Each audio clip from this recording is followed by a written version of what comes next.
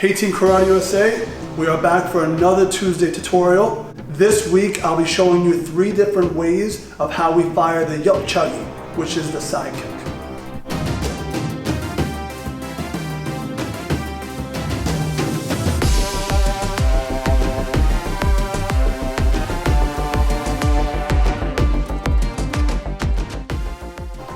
The sidekick is a great technique to force your opponent back while sparring,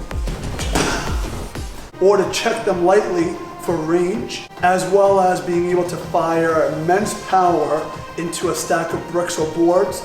Today we're going to go over 3 different ways how we enter into the sidekick. First way, here we go.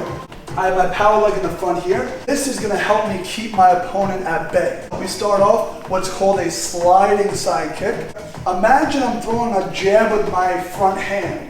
It's a very similar idea. My leg is going to act like a jab with my sidekick. Their body is here. I want to take my leg and place it right in the side. But I don't want to telegraph. To avoid telegraphing, what I'm going to do is just take a little bit of a slight lean back.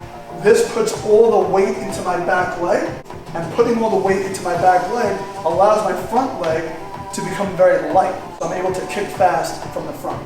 As my front leg comes up, I'm going to just take a little slide with my bottom leg towards my opponent. My knee comes up, slide, and I'm going to fire the kick.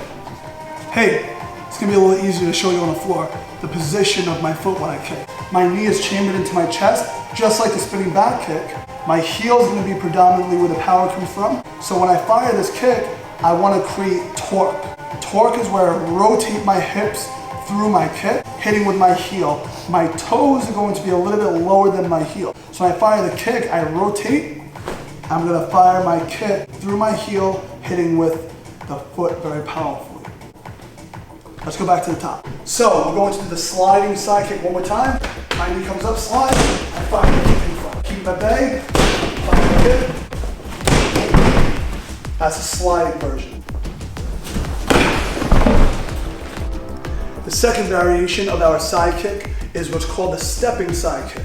This is Bruce Lee's most famous, most iconic kick. I'm starting nice and light on my feet. All I'm going to do is take my hip and shift it in front of my body and across. This allows the line for my back leg to come through here.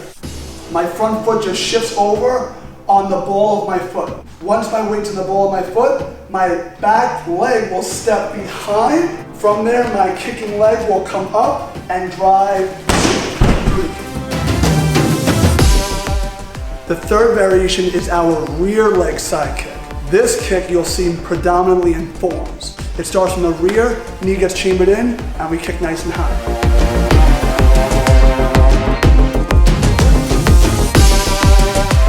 We're going to actually do it on the heavy bag, but I'm going to show you from the rear side how the foot pivots, turns to fire the kick.